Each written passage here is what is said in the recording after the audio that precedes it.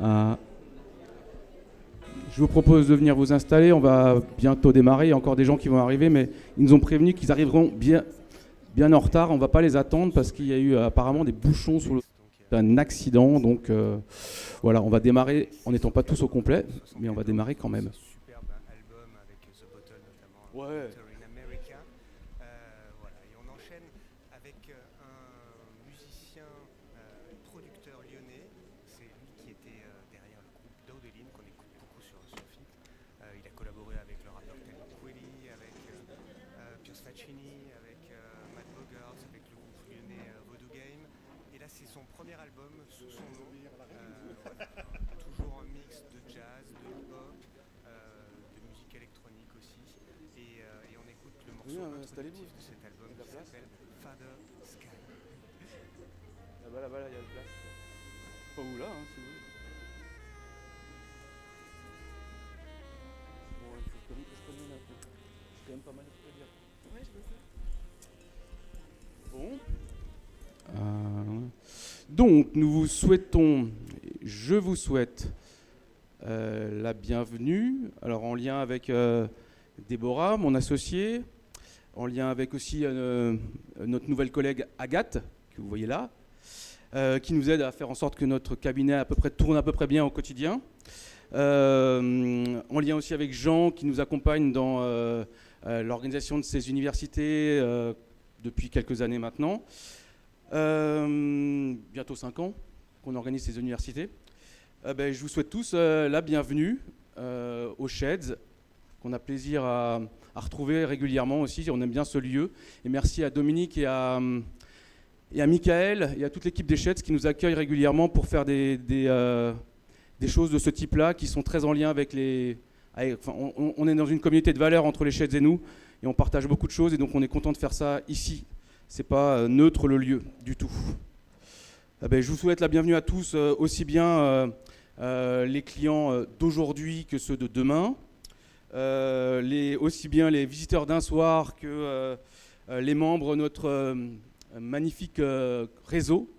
Il y en a un certain nombre ici, puis il y en a d'autres qui vont nous rejoindre puisqu'ils viennent de Strasbourg. Et puis aussi aux amis, quelques amis, aux membres de la famille qui sont là. Donc c'est super, on est très content de vous accueillir tous ici ce soir. Alors vous ne le savez pas encore, mais nous on est passé par des petits grands 8 émotionnels dans l'organisation de la soirée, parce qu'en fait on a failli devoir annuler la soirée parce que notre intervenant, Frédéric Gros, a eu des petits soucis d'ordre familiaux et nous a annoncé un soir qu'il n'allait pas pouvoir venir. Donc là on était très tristes.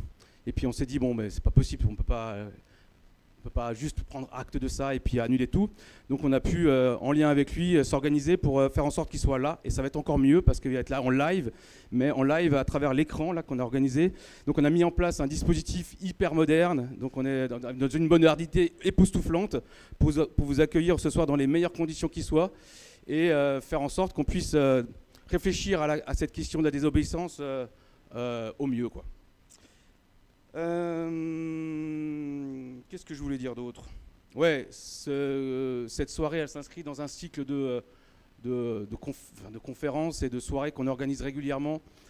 Chaque année, on en a une. On a eu l'envie, l'intention d'organiser des soirées comme ça parce qu'on considère que Relayance, le cabinet, a pour vocation de jouer un rôle de passerelle entre des penseurs, des gens qui réfléchissent, des théoriciens, et aussi des faiseux, des gens qui sont amenés au quotidien, quelle que soit leur place, à faire des choses et donc de s'alimenter, de se nourrir de gens qui pensent et qui réfléchissent. Ça peut faire du bien et on pense que c'est notre vocation, quoi. On a eu l'année dernière, d'ailleurs, il y a 2 ans, il y a eu Françoise Bonnardel qui nous a rejoint, qui nous a aidé à travailler sur la question du diktat du développement personnel. Et puis il y a 1 an, on a travaillé sur la question avec François Balta, sur la question de la complexité, de regarder comment on peut faire face à la complexité. Et puis on a bien l'intention de continuer à réfléchir avec des gens qui ont du temps pour ça et puis qui peuvent nous être source d'inspiration. Alors pourquoi alors je ne vais pas vous présenter Frédéric Gros, parce qu'il va le faire lui-même et que ça va être beaucoup mieux que si je le faisais. Mais j'aimerais vous partager quand même les raisons pour lesquelles on avait eu envie d'inviter Frédéric Gros plutôt que quelqu'un d'autre, parce qu'il y a plein de gens à inviter, hein, plein de gens intéressants. Et pourquoi lui plutôt que quelqu'un d'autre? Donc il y aurait plein de raisons, j'en ai sélectionné 4 rapides, et après on lui passera rapidement la parole. La première, c'est qu'elle est toute bête, mais elle est à l'origine quand même de sa présence ici ce soir. C'est que j'ai lu un jour son bouquin, Désobéir, et que je l'ai dévoré, que j'ai adoré. Et puis après, je l'ai fait lire à Déborah, et puis après, je l'ai fait lire à Jean, et puis ils ont beaucoup aimé, et puis on s'est dit pourquoi on ne le ferait pas venir, quoi. C'est la première. La deuxième, c'est que Frédéric est certes un universitaire. C'est un universitaire, un penseur, un théoricien, mais je ne le connais pas très bien. Je vais apprendre à le connaître avec vous ce soir, mais je crois qu'il pense avec le cœur et il ressent avec la tête. Alors on s'est dit ça peut être pas mal parce que nous on est là aussi pour quand on accompagne les personnes, quand on accompagne les organisations, pour aider à être connecté à la fois avec le faire, le ressenti et la pensée, et essayer d'aligner tout ça. Et je crois que Frédéric, en tout cas, à la lecture de son écrit, j'ai eu la sensation qu'il était ouvert sur ces 3 registres de la communication, quoi. Après, il y a une troisième raison, c'est le thème et les thèmes. Ces thèmes de prédilection et ces derniers ouvrages que vous allez trouver tout à l'heure là, sur la table, puisqu'il y a Luc Wiedmeyer de chez Bizet qui nous fait le plaisir d'être parmi nous ce soir. Mais les thèmes de ces 3 ouvrages, là, les 3 derniers, sont des thèmes qui nous parlent aussi à nous. Il y a eu, et qui sont, je crois, très en lien avec notre actualité. Il y a un thème, le dernier bouquin qu'il a écrit, c'est sur pourquoi la guerre. Il y a un autre bouquin qu'il avait écrit juste avant sur la question de la honte et comment la honte peut être un moteur d'action. Et puis celui sur la désobéissance.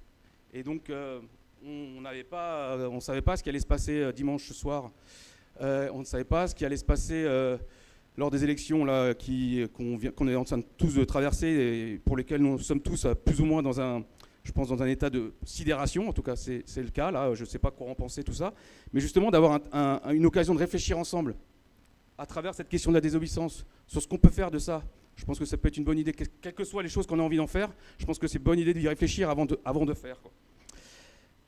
Et puis l'autre, et ça, j'avais juste envie de préciser, quels que soient nos rôles, qu'on soit décideur, qu'on soit acteur dans une organisation, quelle que soit sa place, qu'on soit parent, qu'on soit citoyen, qu'on soit élu, qu'on soit électeur, qu'on soit consommateur.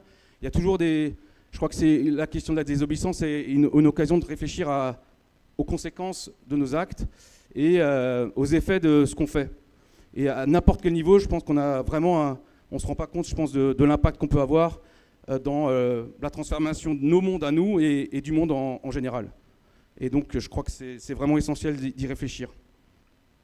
Et puis, dernier point, c'est parce que la désobéissance, telle qu'il nous amène à l'appréhender, je crois que ce n'est pas une injonction de plus, quoi. Ce n'est pas une injonction en plus, mais c'est vraiment une invitation à éprouver sa liberté, à éprouver sa propre liberté. Et j'avais juste envie de vous faire partager, pour terminer, après je lui passe la parole, une petite phrase que j'ai trouvée dans un article de Yannick Enel, qui, dans un magnifique petite chronique dans le Charlie Hebdo de cette semaine, une chronique qui est intitulée « L'éclair du refus », il nous dit plein de choses dans cet article, mais il nous dit aussi à la fin que vivre, c'est d'abord, et je cite, « affirmer les images filantes au fond de soi ». Et j'ai trouvé ça très beau, très poétique. Donc vivre, c'est affirmer les images filantes au fond de soi. Alors comment faire? Peut-être en désobéissant. Et c'est peut-être ça ce à quoi va nous inviter Frédéric Gros. Donc on va écouter Frédéric Gros. On aura un temps d'échange. Il va parler 30-35 minutes. On aura un temps d'échange avec lui. On pourra lui poser autant de questions qu'on veut. On aura un petit temps de conclusion, et puis on aura un pot, on vous invitera à un pot ensuite, à acheter des bouquins si vous avez envie, et puis vous aurez aussi la possibilité de repartir avec les petits cadeaux qu'on vous fait. C'est une occasion pour vous de faire vivre et de prolonger le plaisir de l'échange, de la réflexion, et puis de transformer cet échange, cette réflexion en action au quotidien, dès ce soir, dès demain, parce qu'on a tous la possibilité de faire des trucs dans nos environnements. Voilà, donc je vais passer la parole, là c'est la technique, c'est le beau moment, à Frédéric qui, voilà, je lui tournais le dos, je ne savais même pas qu'il était derrière moi. Et Frédéric, la parole est à... J'ai envie de te tutoyer, même si je ne te connais pas bien, mais on a eu l'occasion d'échanger. La parole est à toi pour la suite de la soirée. Très bien, merci, merci Sébastien.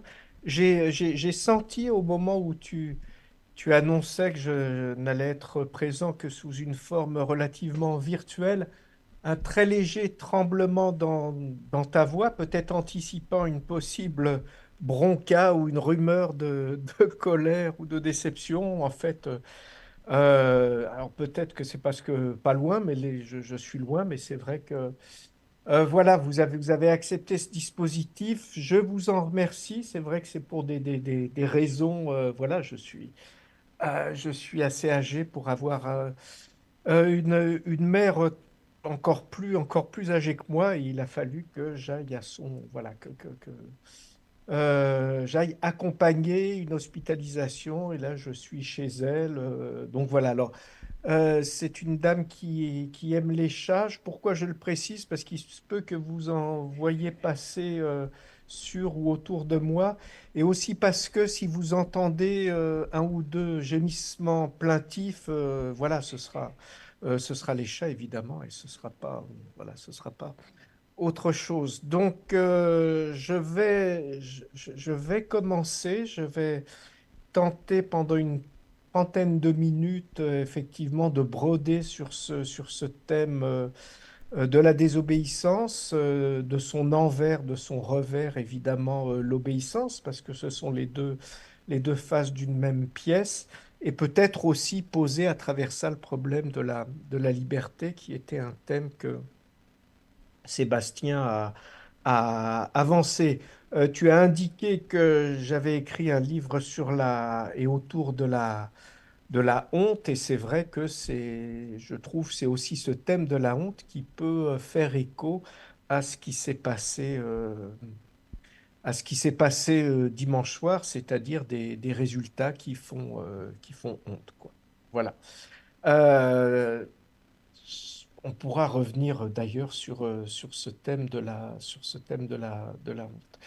Je commence donc. Je commence en disant que, alors moi, mon point de départ, mes repères, vraiment, ce qui m'aide à penser, ça a été, et c'est encore largement ce qu'on appelle la philosophie, c'est-à-dire une série de textes, d'invitations théoriques, de constructions un peu conceptuelles que je vais tenter de faire danser un peu devant vous.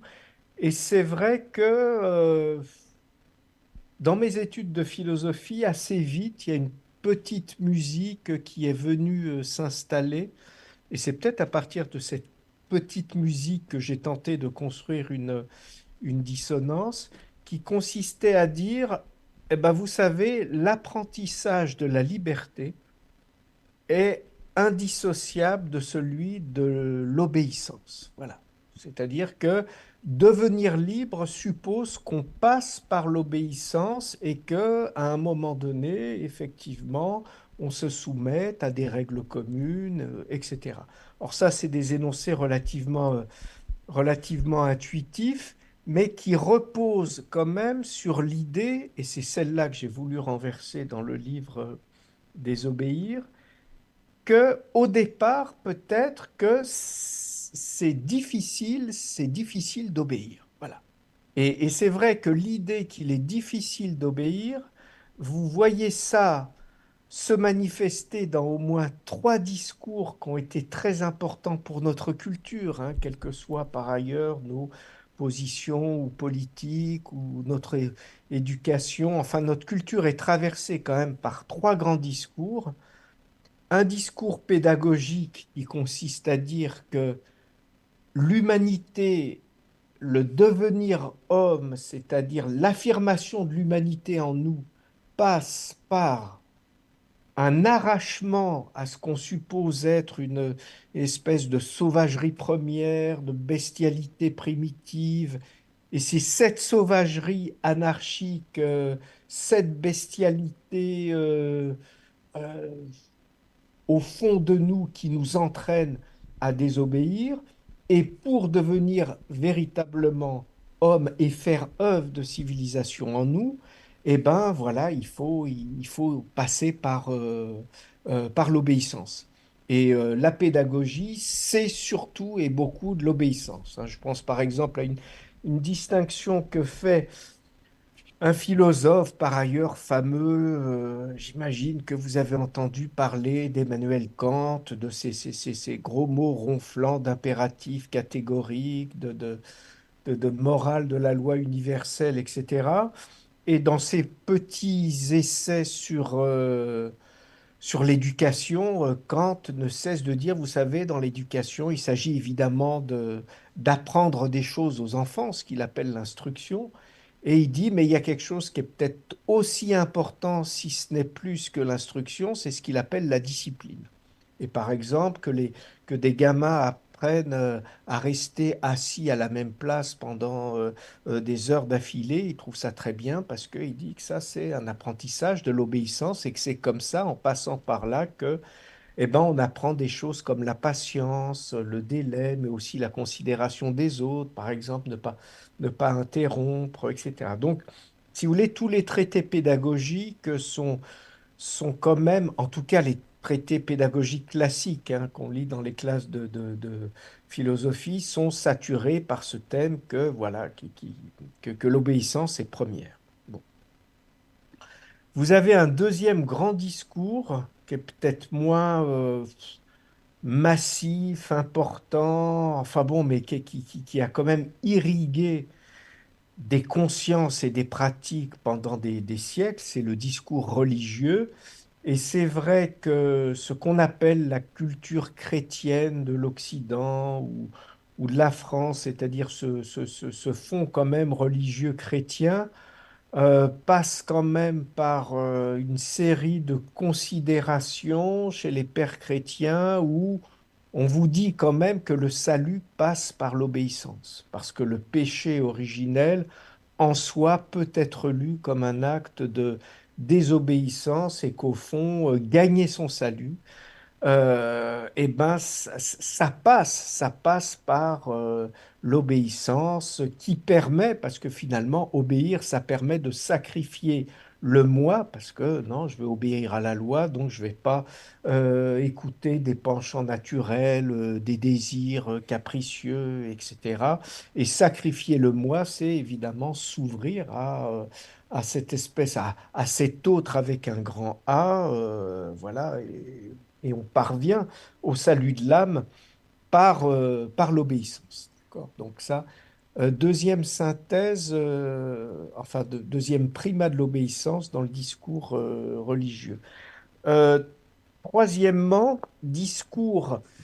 Alors Sébastien a parlé de la guerre, discours militaire au fond, évidemment, hein. C'est-à-dire que la vertu martiale absolument majeure, c'est la vertu d'obéissance. Et vous avez toute une éthique du soldat qui s'est formé, mais pendant des siècles et qui irrigue tous les grands traités de morale, parce qu'on est quand même obligé de rappeler que que les grands termes pour désigner la vertu morale, c'est des termes militaires, hein, que ce soit arete en grec, ou que ce soit aussi en latin, je me souviens, virtus en latin, c'est le courage militaire au départ, la racine. Ce que j'essaye de dire par là, c'est que euh, dans l'espèce de paradigme du discours militaire, vous avez l'idée que plus les ordres sont durs, plus il devient héroïque précisément de les accomplir. Et vous avez une fantasmagorie imaginaire qui se forme autour de cette obéissance absolument aveugle, héroïque, sacrificielle dans le monde militaire. Voilà. Donc, ce que j'essaye, là, j'ai pris juste 4 5 minutes en guise d'introduction, je vous rassure, ou pas d'ailleurs, mais enfin, je ne vais pas rester très très longtemps sur ces terrains-là qui consistent à dire que qu'est-ce que c'est dur d'obéir, etc. Et qu'on retrouve, on le comprend, même, je veux dire, même dans des références philosophiques qu'on pourrait trouver pas intuitivement portées à valoriser l'obéissance. Vous avez des très beaux textes de Nietzsche, par exemple, qui dit, mais au fond, voilà, dans l'obéissance, il y a quelque chose comme une structure de défi qui fait euh, que l'obéissance peut instaurer de soi à soi une distance qui est une distance tout à fait valorisable. Voilà, tout à fait valorisable. Je reviendrai peut-être sur cette idée qui est la dernière, qui est peut-être un peu plus, enfin, subtile ou alambiquée, j'en sais rien, mais en tout cas, je reste sur voilà, sur cette idée première. Au fond, dans mes classes de philosophie, pendant des années, ce que j'ai appris à travers un certain nombre de discours, c'est que pour être libre, il faut obéir et que l'obéissance, qu'est-ce que c'est dur, mais au fond, cette difficulté se confond avec l'exigence de l'humanité en moi. Voilà. Bon. Et là, ce que je voudrais faire trembler auprès de vous maintenant, à partir, une fois que vous avez bien cette thèse en tête et qu'elle consonne avec des expériences, des souvenirs, etc., c'est d'éveiller à un moment, et ça a été, je crois, l'origine du livre, une espèce de soupçon fondamental. Espèce de soupçon qui consistera à dire, mais au fond, et si c'était l'obéissance qui était plutôt du côté de la facilité, de la paresse, de la lâcheté, etc. C'est-à-dire, est-ce qu'on ne pourrait pas trouver le moyen de renverser un peu ce discours qui valorise l'obéissance au nom de l'affirmation de l'humanité en nous, et qui fasse, voilà, qui introduise une espèce d'acide un peu corrosif pour dissoudre ces énoncés majeurs de notre culture, pour dire, mais peut-être que ce qui est vraiment difficile, c'est de désobéir. D'accord? Bon. Alors, évidemment, à partir du moment où je dis, il est difficile de désobéir, et que je vais essayer de tenir ce discours-là, je vais avoir un registre d'exemples qui sera quand même un petit peu chamboulé, c'est-à-dire que je vais pas prendre des exemples de la délinquance, de la criminalité, en disant que oui, celui qui désobéit à la loi pour servir ses intérêts, qu'est-ce qu'il est fort, qu'est-ce qu'il est courageux, qu'est-ce que... C'est pas ça du tout. C'est-à-dire qu'on comprend bien que les exemples que je vais devoir privilégier pour défendre ça, c'est par exemple, oui, tout ce qui traîne autour de ce qu'on appelle la désobéissance civile, c'est-à-dire la question qui consiste à se poser, mais au fond, à partir du moment où une loi a été dictée, et c'est une loi qu'on trouve extraordinairement injuste, qui heurte les intérêts fondamentaux de l'humanité, que ce soit l'hospitalité, que ce soit... Enfin voilà, à partir de là, est-ce que si je trouve que cette loi, même si elle a été légitimement et légalement prononcée, si vous voulez, illégitime, justement, si elle était légalement prononcée, est illégitime, est-ce que je ne peux pas y désobéir? Alors après, on peut penser aussi je sais pas, à l'idée même de désobéir à soi-même. Est-ce qu'à partir d'un moment, chacun ne devient pas pour lui-même, avec ses évidences qui deviennent des certitudes ou des convictions ou des principes ou des dogmes? Mais enfin, il y a le moment toujours dans l'histoire d'une femme ou d'un homme où elle devient pour elle ou pour lui-même une espèce de fatalité et d'habitude. Et est-ce qu'il ne faut pas apprendre aussi à désobéir à des choses qui sont devenues de simples inerties auxquelles on ne croit plus, etc. D'accord? Bon. Alors, donc ce que j'essaye de manifester, de mettre en valeur, et ça a été, j'essaye juste de, comment dire, de déterminer la racine de mon intérêt pour la désobéissance venue assez tard, hein, parce que j'ai été un élève et un enfant extraordinairement docile et obéissant. Et justement, si vous voulez, je crois que le soupçon qui a pu s'éveiller en moi et que je vais essayer de traduire avec des exemples qui me dépassent infiniment, c'est de savoir, mais est-ce qu'il n'y a pas quand même, est-ce qu'il ne peut pas y avoir une espèce de monstruosité au fond de l'obéissance? C'est ça. Parce que jusque-là, habituellement, dans tout ce que je vous ai rapporté, les discours religieux, militaires, pédagogiques, la monstruosité, elle est du côté évidemment, de la désobéissance. Cet enfant ne sait pas se tenir, euh, ces gens-là sont incapables de suivre des règles communes, etc. Ils sont restés euh, prisonnier d'une bestialité anarchique, etc., etc. Bon. Alors, je vais faire consonner ça avec ce qui, je crois, a été formidablement inquiétant et renversant, là, pour le coup, dans notre histoire, avec d'autres choses, hein, mais ce qui s'est passé, par exemple, pendant les procès de Nuremberg ou le procès d'Eichmann à Jérusalem, qui donc dénonçait et mettait en procès l'organisateur logistique de la solution finale. Et si vous voulez, où la question s'est posée de savoir, mais est-ce qu'on ne va pas juger tous ces gens-là qui ont obéi de manière inconditionnelle à des ordres absolument monstrueux? Voilà. Est-ce qu'il ne faut pas les punir? Hein? Est-ce qu'on va considérer ou non que le fait de se dire, mais moi j'étais là, oui, j'occupais un poste à responsabilité, mais c'est pas moi qui ai pris la décision de la décision, je n'ai fait que l'appliquer, etc. D'accord? Je lis une petite phrase que Peter Ustinov a fait paraître dans un numéro du New Yorker en février 67.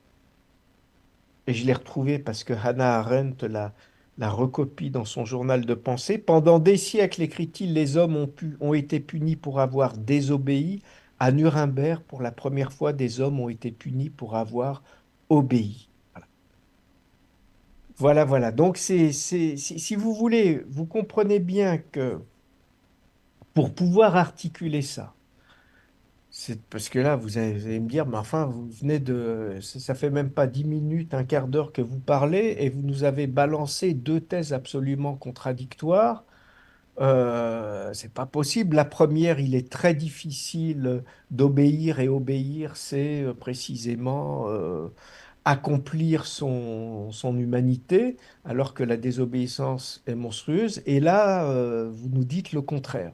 C'est-à-dire qu'au fond, c'est l'obéissance qui peut être monstrueuse et la désobéissance peut être une voie d'humanité. Oui, c'est vrai, mais vous vous rendez bien compte, ou plutôt, enfin, je ne sais pas, ces deux propositions prennent sens parce que elles vont, comment dire, elles vont se déployer dans deux horizons extraordinairement différents. Le premier horizon, quand je dis, vous savez, il est difficile d'obéir, etc., je le place dans une espèce d'horizon où on va opposer. Alors vous allez me dire, c'est peut-être complètement abstrait, c'est pas valable, mais enfin, moi je dis les choses comme elles viennent, quoi, comme elles se laissent à lire dans les textes.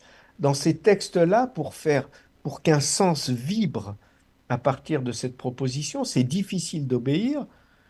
Ça va reposer sur une espèce de dualité, de couple entre une humanité, voilà, c'est-à-dire quelque chose qui serait une humanité de conquête, que je conquiers en opposition à ce qu'on va appeler une part de bestialité, d'animalité, pulsionnelle, etc. Et toute cette base pulsionnelle pousserait à désobéir, alors que l'humanité, elle, eh ben, me pousserait à obéir à des règles communes, à des lois publiques, etc. Bon. Et ça prend sens, évidemment, si on pose les choses comme ça. Si vous prenez un autre, comment dire, un autre couple notionnel, et c'est celui-là qui m'a intéressé, qui a fini par me sauter aux yeux et, et qui m'a imposé de penser la difficulté de la désobéissance. Si vous réfléchissez cette fois à partir du couple homme-machine, homme-machine, Ça veut dire quoi, homme-machine? Ça veut dire qu'au fond, il y a une manière d'obéir qui est complètement automatique, aveugle. Je fais comme une machine, je fais comme on m'a dit de faire, je réfléchis pas, ni pensée, ni imagination. Je sais pas si on aura le temps de revenir là-dessus, mais en tout cas, vous voyez, une espèce de style d'obéissance automatique. Bon, qu'est-ce qu'il faut faire? Il faut faire ça, il faut faire ci. Bon, ben, je le fais, etc. Je crois effectivement que par rapport à cette obéissance automatique, non réfléchie et complètement aveugle, eh ben, désobéir sera une manifestation d'humanité. C'est-à-dire que ça témoigne au moins du fait qu'on n'est pas des automates, qu'on n'est pas de pure machine. Mais enfin, d'accord, mais enfin, pourquoi tu me demandes de faire ça? Ne réfléchis pas, vas-y, obéis, on te demande que d'obéir. On me demande que d'obéir, alors ça veut dire quoi? Je suis juste un, je sais pas, un esclave, un automate, un robot, une machine, etc., etc. D'accord? Donc, vous voyez l'horizon général, ça m'a permis finalement de renverser la proposition première, ce qui est difficile, c'est d'obéir, et de dire, bah non, peut-être que ce qui est vraiment difficile, c'est la désobéissance. Et ça amenait une certaine manière, parce que les raisons de désobéir, elles sont massives, criantes, innombrables et de plus en plus, de telle sorte que la vraie question qui se pose avec de plus en plus d'obéissance, mais c'est vraiment, enfin, mais pourquoi on accepte tout ça? C'est-à-dire, chaque fois c'est pire, et puis on en est toujours là à dire, bah oui, ben, enfin, il faut et à obéir, etc. Bon. Donc, mon problème, ça devenait qu'est-ce qui rend la désobéissance difficile?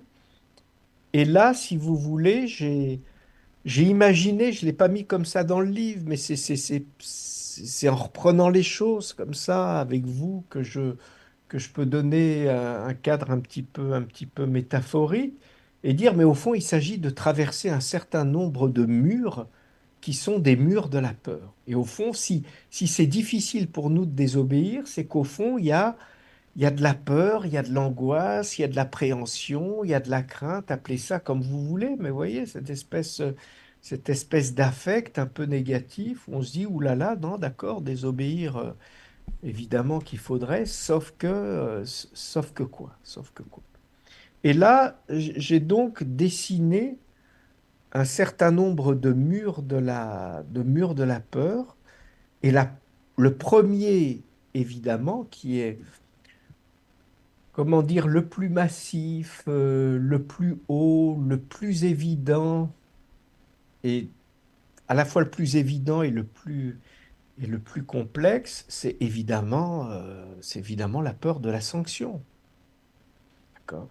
C'est-à-dire qu'au fond, quand je dis peur de la sanction, quand je réponds à la question pourquoi est-il si difficile de désobéir alors même qu'on voit bien que ce à quoi on me demande, ce qu'on me demande d'accomplir, eh bien, je le partage pas, je suis pas d'accord, etc. Je dis, bah alors pourquoi pas de désobéissance? Bah parce que voilà, parce qu'il y a des sanctions, parce que ma désobéissance aurait un prix, un coût que je ne suis pas prêt à payer. Voilà, c'est ça. Et on est dans un modèle là d'obéissance que j'ai appelé la soumission, parce qu'à un moment, on aime bien en philosophie donner comme ça des étiquettes, pouvoir dessiner des paysages de sens. Et au fond, quand vous considérez que votre obéissance n'est que le résultat d'une contrainte extérieure, d'un rapport de force déséquilibré, peut-être même d'une violence première, c'est-à-dire le plus souvent, on passe quand même une bonne partie de notre vie à être dans des rapports où notre obéissance ne se nourrit que de l'impossibilité objective de désobéir. Quand je dis objectif, ça ne veut pas dire que bien sûr je le pourrais, bien sûr, mais après c'est au risque de me faire virer, de me faire ceci, cela, et voilà, et je vais trouver ça déraisonnable, inutile, voilà. Bon. Donc ça, c'est le premier mur qui est le mur de la sanction. Bon. Alors, ce qu'il faudrait travailler, mais on n'a pas le temps ici, je ferai peut-être demain en plus petit nombre en, en atelier, mais c'est à la fois extraordinairement évident et en même temps, on est quand même obligé d'émettre là aussi une espèce de petit soupçon et de faire entendre un petit discours qui consiste à dire, OK, OK, peur de la sanction, et puis on va pas reprocher aux gens de pas désobéir alors qu'ils risquent tellement à désobéir, sauf que, est-ce qu'on peut prononcer ce sauf que? Je ne sais rien, mais en tout cas, je l'entends, je l'ai entendu résonner dans un certain nombre de textes, dans la philosophie, sauf que peut-être ça nous arrange bien aussi de nous imaginer qu'on ne peut pas faire autrement. Voyez, là, je rentre dans une zone un peu grise, petit peu compliquée. Je vais prendre d'ailleurs pour m'aider. Donc, vous voyez à partir de là comment les choses sont pas complexes, mais si vous voulez, comment elles sont extraordinairement labiles. Je vais prendre toujours le même Emmanuel Kant dans un autre texte, cette fois qui s'appelle Qu'est-ce que les Lumières? Hein, Was ist Aufklärung, les Lumières, c'est-à-dire vraiment ce mouvement qu'on appelle les Lumières en Occident, de refus d'un certain nombre de fanatisme, d'affirmation de la raison, etc. Et c'est dans ce texte Qu'est-ce que les Lumières que Kant dit au fond, il est quand même assez confortable d'obéir. D'accord? C'est-à-dire que obéir, ça permet un certain confort. Alors pourquoi est-ce qu'il le dit? Parce que à la question qu'est-ce que les Lumières? Vassista Oufclérou, il répond, mais au fond, les lumières, c'est avoir le courage de penser par soi-même, c'est-à-dire de ne pas se laisser dicter sa pensée par un livre, même s'il est bon, etc., d'agir par soi-même et de ne pas se laisser dicter sa conduite par un directeur de conscience, etc., etc. Donc, je, je, je dresse ce premier mur, il est 51. Donc, je vais essayer d'aller un peu plus vite sur les autres, mais je voudrais vraiment que vous les représentiez. Hein. Ce premier mur, c'est vraiment le mur de la sanction. Pourquoi c'est difficile de désobéir? Parce que ça coûte trop cher. Parce que... Deuxièmement, peur de la solitude.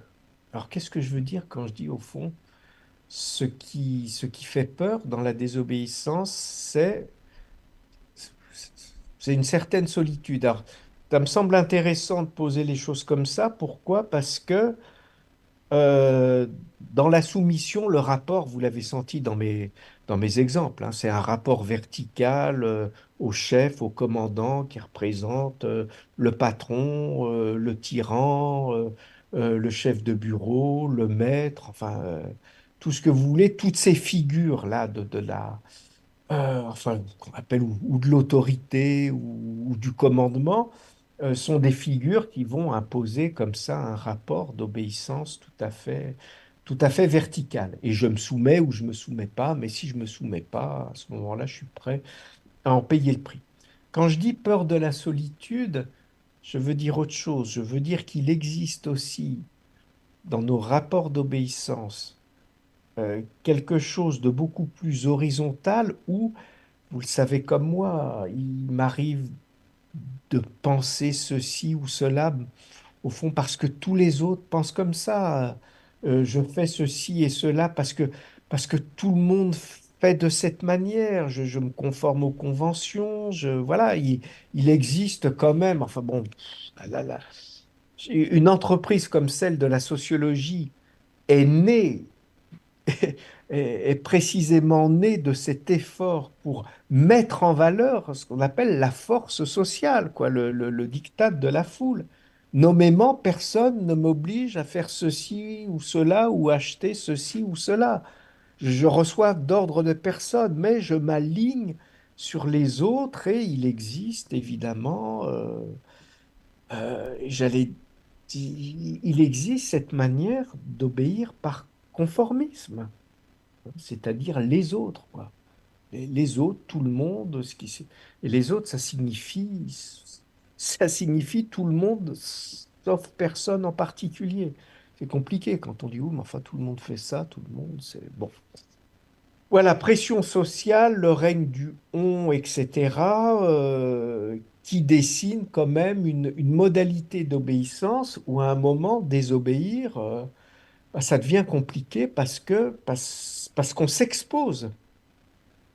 Enfin bon, pour tous ceux, et j'imagine qu'il y en a beaucoup entre vous qui ont pu suivre, assister, vous êtes dans des réunions de service, etc. On sent que quelque chose se passe et puis on essaye de voir est-ce que quelqu'un va ouvrir. Non, non, personne fait. Ah ouais, tout le monde a l'air de trouver ça normal. Ah bah si tout le monde a l'air de.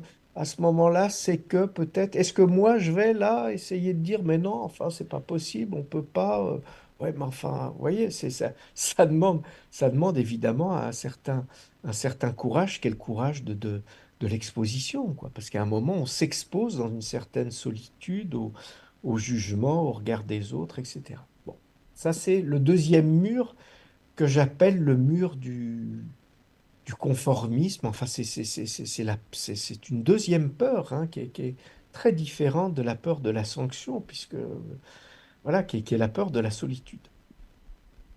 Vous avez un troisième mur.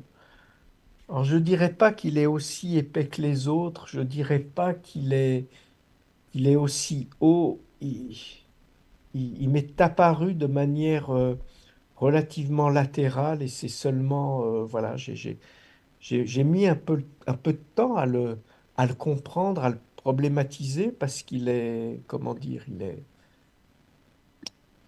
voilà, il est assez étrange. J'essaye de parler d'une peur qui serait quelque chose comme la peur de décevoir.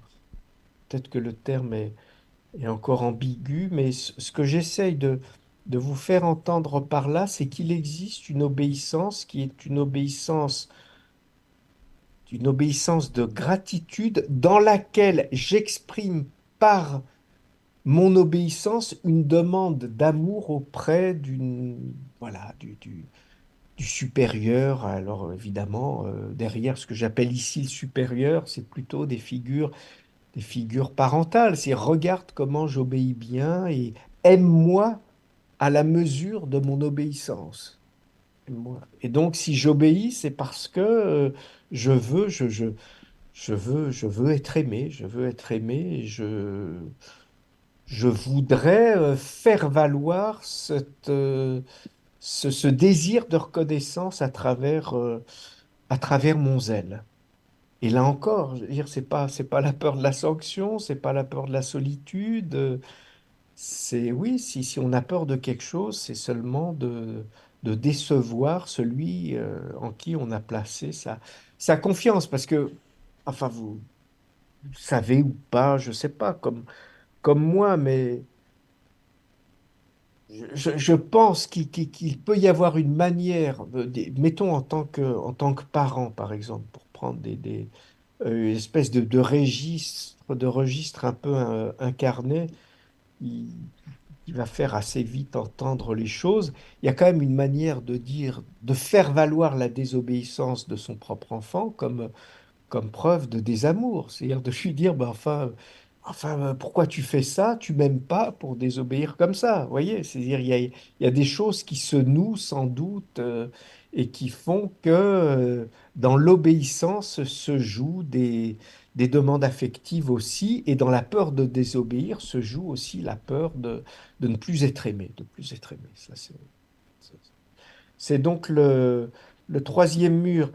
Euh, alors, j'en ai annoncé cinq, hein, c'est une espèce de pentagone comme ça euh, que j'essaye de dessiner sous vos yeux.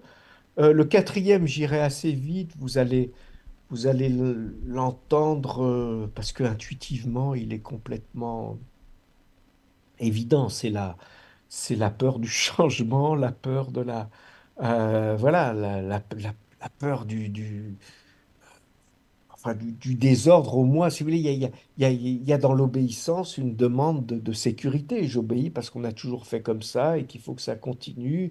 Et dans la désobéissance, il y a quand même le risque. C'est ce qui fait que ça peut être difficile dans sa propre vie de prendre des décisions de rupture, qu'elles soient d'ailleurs professionnelles, sentimentales, amicales, etc. Parce que ça ouvre sur quelque chose qu'on connaît pas, qu'on connaît moins. En tout cas, on n'est pas dans la monotonie qui, elle aussi, est assez terriblement sécurisante. Donc je crois qu'il existe un mur et une peur qui, là aussi, est seulement la peur du changement. Et ça fait peur, quoi. C'est-à-dire l'inconnu, le vide, etc. Bon. Je m'arrêterai un peu plus. Bon. Sébastien, il est 20 heures. Est-ce que tu me laisserais 10 minutes encore? Ouais. Oui, C'est bon? Ouais. OK. Parce que tu m'avais donné 35. Je suis déjà à 35, donc je vais être à 45. Mais enfin bon. c'était parce que je pensais que ça allait être comme ça.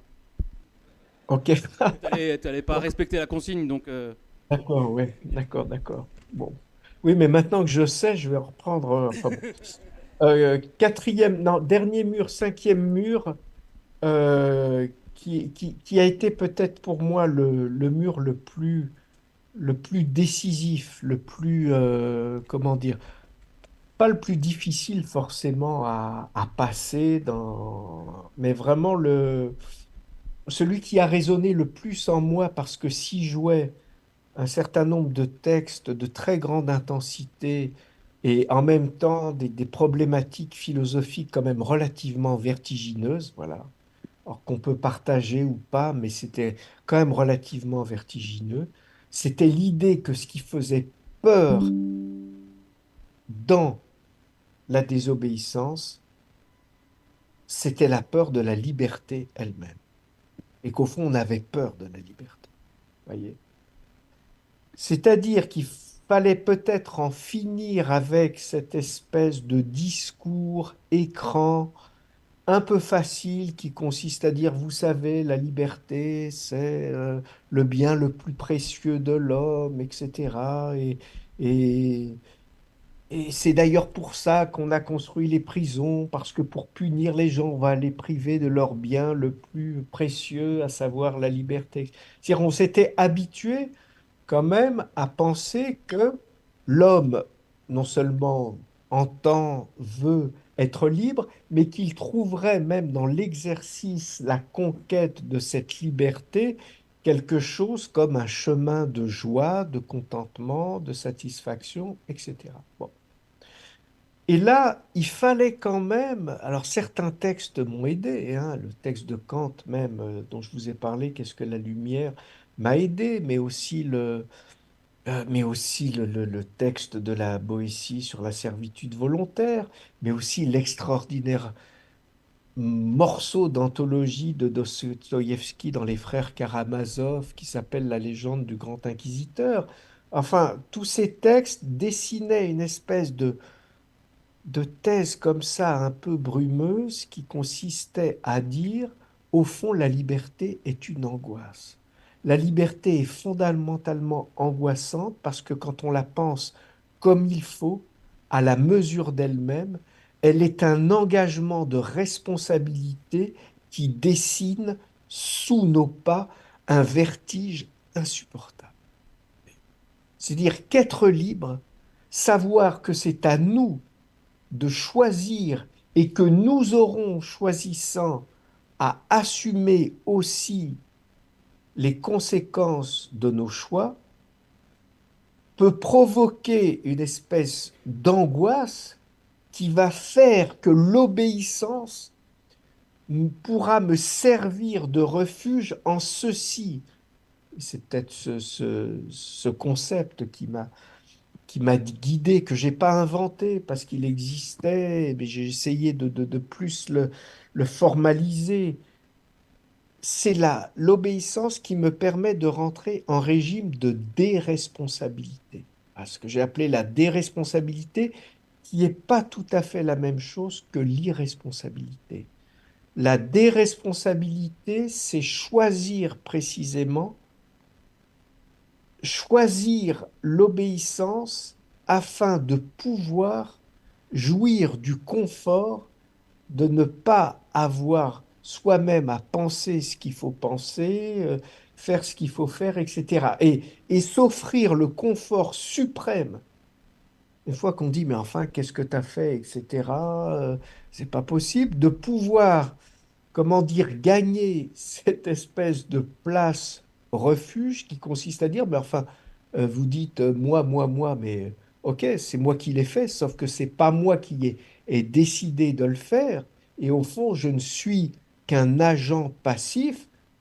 Si vous n'êtes pas d'accord, demandez à celui qui a pris la décision, c'est-à-dire à l'auteur. Vous voyez, c'est cette espèce de manière dont l'obéissance permet cette scission dans ce que je fais entre l'agent et l'auteur. Je veux bien être l'agent, ce que je fais, oui, c'est moi, mais ce qui fait que je le fais, c'est qu'on m'a demandé de le faire. Et donc, vous n'avez aucun compte à me demander à ce propos-là. Et voilà, et ça, c'est peut-être quelque chose qui offre une espèce de, comment dire, de confort un peu cotonneux. Voilà.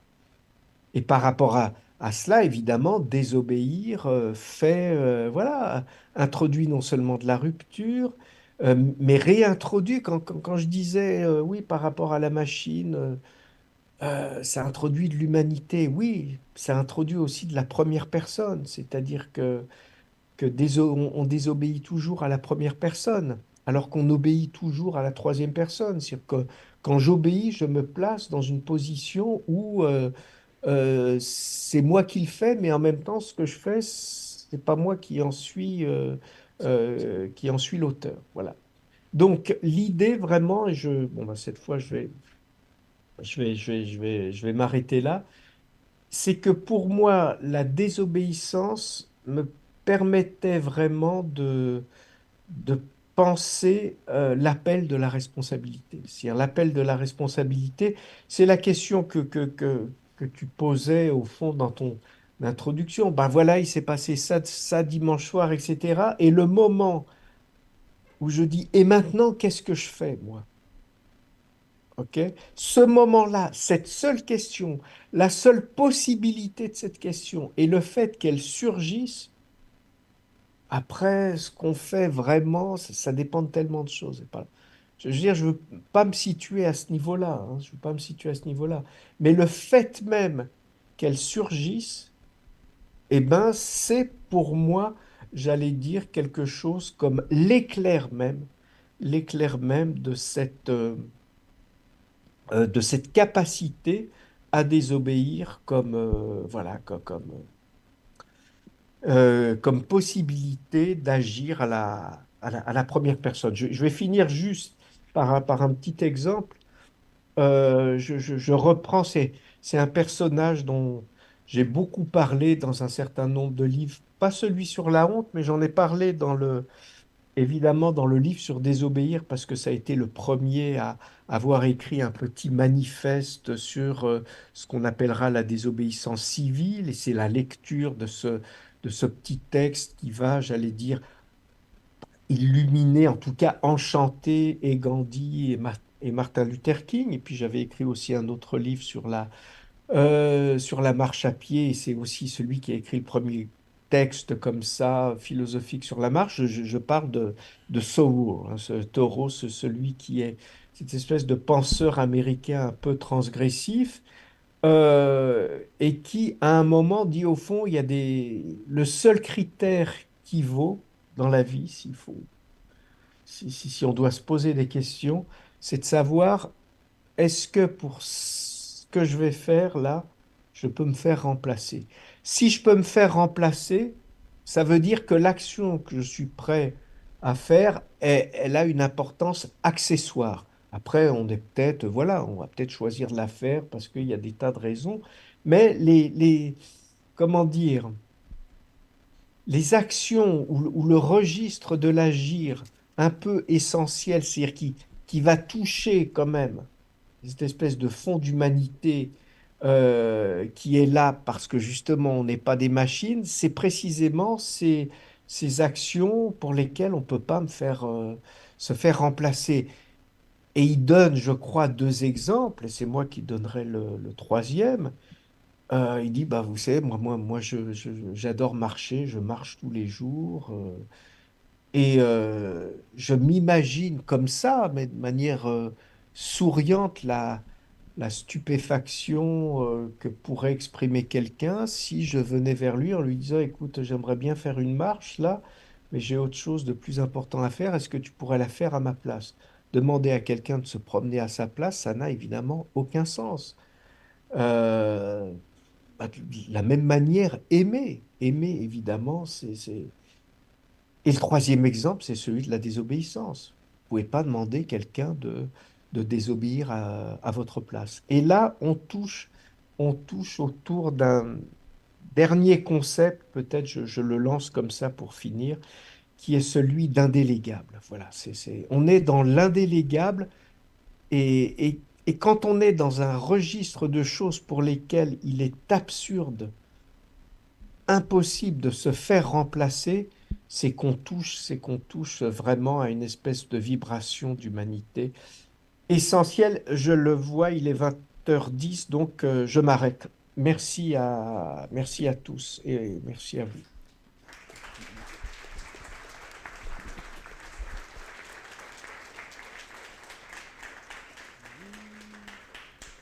Merci Frédéric. Bah, écoutez, ouais, l'idée là c'est de pouvoir avoir un temps d'échange, de réaction, d'interaction avec Frédéric. On va prendre les questions qui viennent comme ça et puis on va voir ce que ça donne. On vous fait confiance. Justement, c'est pas le moment de se mettre le pied sur la pédale et de laisser venir un peu ce qui vient en réaction. Ce propos de Frédéric vient évoquer chez vous, vous inspire. Comment il, ouais, je sais pas, si vous avez des questions d'approfondissement, des réactions, des je sais pas quoi, des cris du cœur, des coups de gueule, de je sais pas quoi. Ouais, voilà. Et si vous pouvez donner juste votre prénom, ça va humanisera ce petit temps d'échange. Voilà. Bonjour, mon prénom c'est Fanny. Bonjour. Merci pour votre intervention très claire et bien structurée. J'aimerais savoir comment vous articulez le concept de désobéissance à la provocation, la rébellion, et comment vous vous situez par rapport à Stéphane Hessel, indignez-vous, engagez-vous. Merci. Alors, je pense d'abord qu'on pourrait faire varier les sens de la désobéissance autant que j'ai pu faire varier les sens de l'obéissance. Vous avez bien entendu que, au fond, je vous ai dit, vous savez, il y a une manière d'obéir que j'appelle la soumission, qui est quand même pas tout à fait la même que ce qu'on appelle le conformisme, qui est là aussi différent de ce qu'on appelle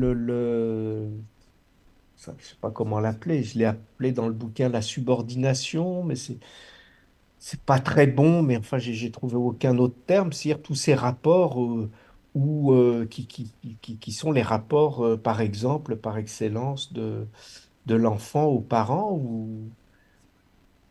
si vous voulez, où l'enfant obéit à à sa mère, à son père, parce qu'il a une certaine confiance dans ce que les ordres que donnent les parents sont profondément conformes au bien même de l'enfant.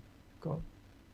Donc, quand vous obéissez à quelqu'un qui vous donne des ordres, mais qui représente une autorité en laquelle vous avez confiance, quand vous obéissez parce que vous n'avez pas le choix et que vous êtes tenu par des rapports de force, quand vous êtes dans le conformisme, bon, on a déjà trois paysages de sens, hein. Après, je me suis arrêté là, mais enfin,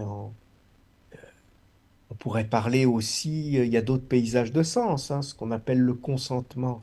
C'est encore autre chose, hein. Ce qu'on appelle l'emprise, l'obéissance dans l'emprise. C'est encore complètement différent, vous voyez. Et on pourrait faire correspondre à ces paysages de sens autant de formes différentes de la désobéissance. Quand par exemple vous désobéissez parce que véritablement vous n'en pouvez plus, que vous êtes pris dans un rapport de force et que vous vous révoltez, vous êtes dans la rébellion. Je reprends le mot même que vous avez employé, c'est-à-dire quand vous le décomposez en latin, c'est le ré de la répétition, rebellum, c'est-à-dire la guerre recommence. Je n'accepte plus cette fois, je ne suis plus dans la soumission. Peut-être que je vais y laisser des plumes, mais je me rebelle. C'est la rébellion. D'accord? Quand vous en avez assez d'un certain nombre de conventions que vous jugez factices, sociales, superficielles, quand vous trouvez que le diktat du conformisme où chacun doit avoir les mêmes chaussures de la même marque au même moment, etc. Je veux dire, c'est pas de la rébellion, ce sera plus ce qu'on va appeler de la transgression, d'accord? C'est-à-dire que vous pouvez reformer vraiment, j'allais dire, voilà, des paysages différents de la désobéissance. Pourquoi est-ce que j'insiste là-dessus? Parce que au fond, il y a quelque chose à quoi je voulais échapper en écrivant ce livre Désobéir. J'y ai pas échappé au sens où quand il a fallu le présenter à la presse, dans les émissions radio, ou encore pire, télé, c'était toujours pareil. On voulait me ramener à la question, mais est-ce que ce que vous dites, c'est que c'est bien de désobéir? Alors c'est pas bien d'obéir, c'est bien de désobéir. Enfin bon, je dis, c'est pas le problème. Qu'est-ce que vous voulez répondre à cette question-là? Je veux dire, c'est absolument, ce serait pour moi absolument imbécile de dire que c'est bien de désobéir et que c'est mal d'obéir. Même si j'ai pu donner un peu cette impression-là, mais c'est pas vrai, c'est parce que ça marche pas comme ça. Le problème, c'est quand même à quoi est-ce qu'on obéit, à quoi est-ce qu'on désobéit, etc. Et si c'est bon, je trouve que la question est mal posée. Mais c'est ce que j'ai voulu essayer de faire, c'est de dessiner des paysages. Comment est-ce qu'on obéit? Comment est-ce qu'on désobéit? Vous voyez? Et il y a des paysages très différents, ce que j'ai appelé des foyers de sens de l'obéissance et de la désobéissance, extraordinairement différents. Et donc, quand vous citez, alors c'est vrai que le petit, j'allais dire livre, mais enfin, ou gros article, le texte en tout cas de Stéphane Hessel, Indignez-vous, qui avait eu en son époque un extraordinaire succès d'ailleurs, tout à fait imprévisible, et qui remontait en même temps à tout un imaginaire héroïque de la résistance. Or, moi, enfin, je trouve d'abord que son auteur était un grand avocat et un grand humaniste pour lequel j'ai beaucoup, beaucoup de respect. Je trouvais que le texte était un bon rappel, effectivement, des acquis de la résistance. Après, le titre même, Indignez-vous, si vous voulez, comment dire, j'ai très peu parlé d'indignation parce il me semblait comme ça, mais peut-être que j'ai tort, qu'il y a dans la posture d'indignation une espèce de presque de bonne conscience, c'est-à-dire dans l'indignation, il y a quelque chose comme une réassurance de soi qui me gênait un peu. Bon. Après, qu'on dise indignez-vous ou révoltez-vous, voilà, il faut voir. Cela dit, je reprends un peu ce que je disais à Sébastien en reprenant les mots de son introduction. Pour moi, si vous voulez, euh, ce qui me semble, ce qui me semble important à rappeler, c'est que, et ça, c'est une thèse sur laquelle, voilà, je veux bien tenir un moment, c'est que je condamne, alors vous allez me dire, c'est le contraire de ce que je disais, c'est-à-dire, je vais faire un jugement de valeur, mais oui, je condamne toute obéissance à partir du moment où elle n'est que le refuge de la lâcheté. À partir du moment où si vous obéissez, c'est seulement pour ne pas avoir à être responsable, eh ben, je trouve que c'est vraiment une catastrophe morale. Voilà, c'est tout, c'est une catastrophe morale. Parce qu'évidemment, moi, quand je faisais les émissions de radio, tout le monde disait, oui, mais enfin, bon, vous voyez un peu avec votre livre, et si tout le monde désobéissait? Je disais, mais c'est pas le problème. Essayez d'imaginer un monde où tout le monde obéirait de manière parfaitement mécanique, huilée, automatique, etc. Je dis, c'est un cauchemar. Il y a aussi, il existe des cauchemars de la désobéissance, c'est la menace du chaos, du retour à l'anarchie première. Enfin voilà, je veux dire, la pensée politique de Hobbes là-dessus a fait beaucoup de mal à la pensée parce qu'elle a dessiné comme ça des espèces de paysages un peu, enfin, comment dire, qui vont refonder l'État par la sécurité, qui sont quand même, je trouve, un peu limites. Mais bon, voilà, donc ma réponse, elle est multiple à votre question. Il y a des paysages de la désobéissance. Et il peut y avoir des désobéissances qui sont inutiles, contre-productives, euh, esthétiques, etc. Et puis d'autres qui sont beaucoup plus nobles, donc il faut vraiment faire au cas par cas. Et bon, voilà, ouais, ce serait un peu. Merci. Qui d'autre a envie de réagir aux propos de Frédéric ou de questionner ou d'enrichir l'échange à partir de ce qui vient d'être évoqué? Ou à partir d'autre chose? Ça m'arrangerait vachement qu'il y ait quelqu'un qui... Ouais, merci Jean. Oui, bon, Mais ça se bonsoir. peut reprendre hein, aussi. Hein, Oui, oui, j'imagine que vous pouvez le faire.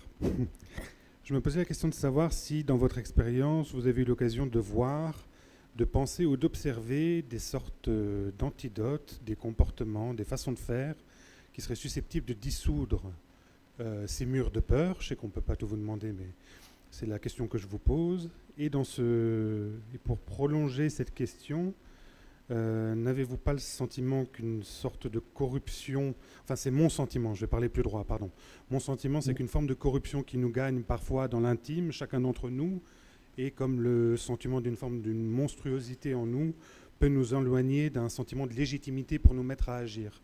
Je voudrais savoir ce que vous en pensez, parce que j'ai l'impression que c'est quelque chose d'assez massif et que ça nous empêche de nous retrouver. Je peux reformuler si jamais... ouais, ouais, la deuxième. Ouais, la deuxième, je vous vois. La deuxième, c'est que j'ai l'impression qu'une forme dans l'intime des gens que je croise régulièrement et avec qui je discute, une sorte d'idée qu'ils font mal dans la vie, que pour part, ils ont une part de monstruosité, qu'ils font mal certaines choses, que cette part-là, cette part intime, toute petite à l'intérieur, est un empêchement majeur à ce qu'on arrive à se sentir légitime pour se mettre en route tous ensemble. Je voudrais savoir D'accord. ce que vous en pensez. Ouais, ouais, ok. En fait, elle résonne un peu pour moi les deux questions. Mais je vous ai demandé de reformuler la deuxième parce qu'au fond, j'avais mal compris la manière dont vous employiez, vous, le terme de monstruosité, d'accord, par rapport à ce que j'avais avancé, parce que vous en déplacez le sens. Et donc, ça collait pas avec ce que j'avais dit, mais euh, c'est tout à fait normal. Donc, alors après, donc la première, c'était de savoir qu'est-ce qui pouvait déclencher, c'est ça, ces moments de... Parce que du coup, j'ai oublié la première. Peut-être répondre à la deuxième déjà? Non? Oui, d'accord, je prends la deuxième et peut-être ça me permettra de remonter à la première.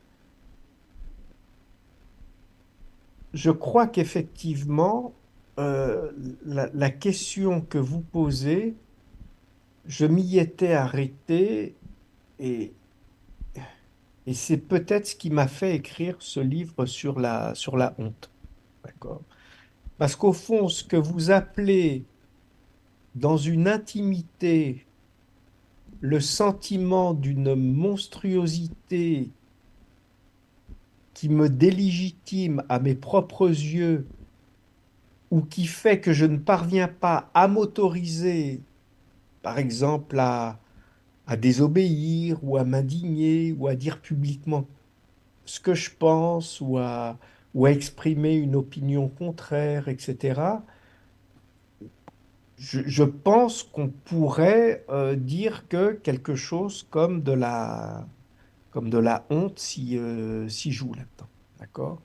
Or, si on prend ce dispositif-là, on est en train de se dire, au fond, euh, la honte est précisément, et c'est une opinion tout à fait classique, tout à fait que vous trouvez dans les centaines de bouquins de psychologie que j'ai pu lire, vous trouvez l'idée que la honte condamne chacun à la solitude parce qu'elle l'entretient sur des bases évidemment le plus souvent tout à fait artificielles, fausses, etc. Elle entretient un mépris de soi-même et ce mépris se nourrit d'une espèce d'intériorisation d'un jugement social négatif, etc. Et qui, à la fin, me bloque.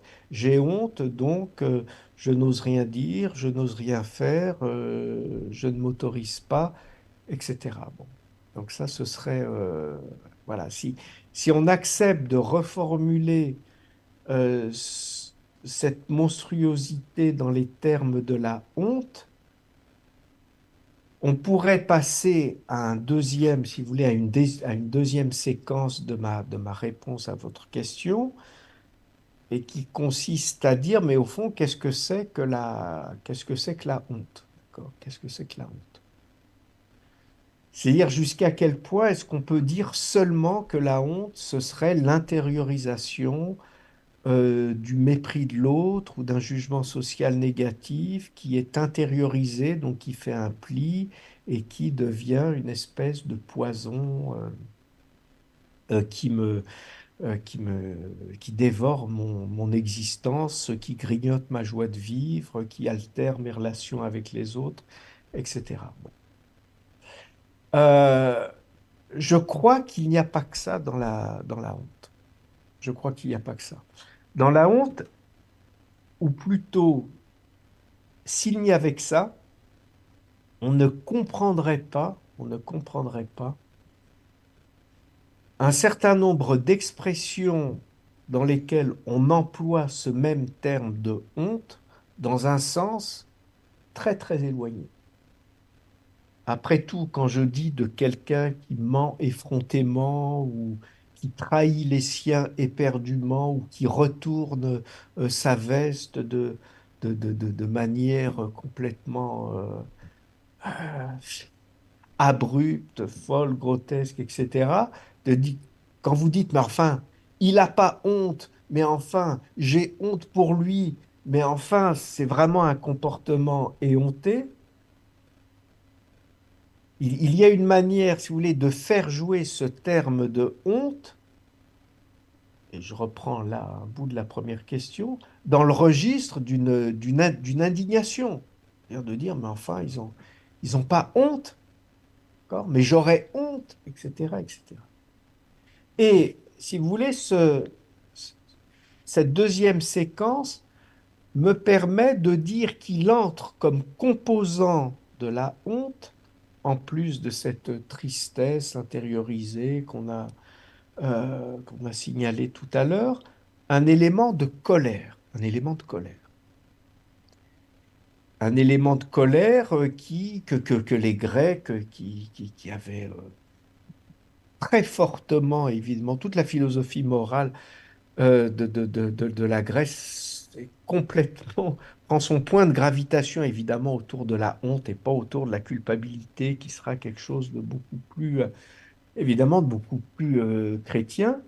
Et les Grecs avaient dit, mais au fond, la honte, ça ressort du thumos, c'est-à-dire de ce qu'ils appelaient le cœur, mais le cœur comme source d'énergie, c'est-à-dire le cœur pas seulement comme registre sentimental, mais le cœur aussi au sens du mettre du cœur à l'ouvrage. C'est-à-dire quand vous dites que vous y mettez du cœur, ça signifie que une certaine énergie se déploie qui est la vôtre. Donc, il y a de la colère dans la honte. C'est dire que La honte, c'est une manière de se mettre en colère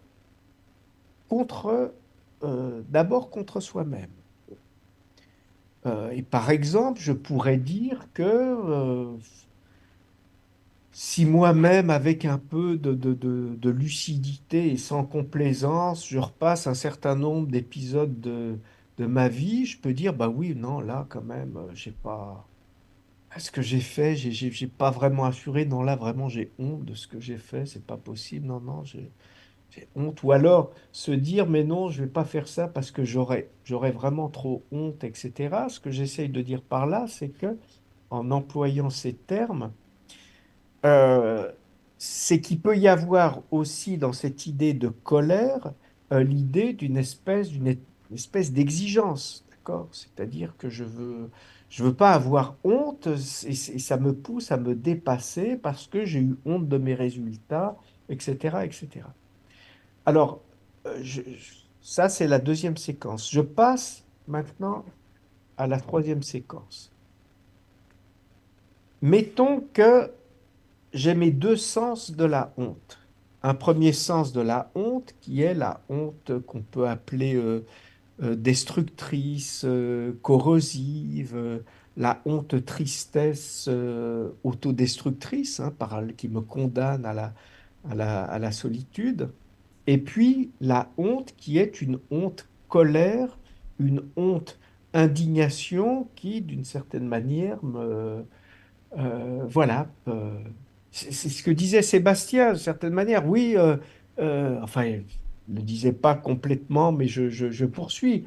Ah oui, j'ai vu les résultats des législatives. Oui, j'ai trop honte et cette honte va me faire agir ou va me faire entrevoir la possibilité de faire quelque chose, parce que sans ça, j'aurais trop honte. Donc, vous voyez, quelque chose de moteur, parce il y entre de la colère.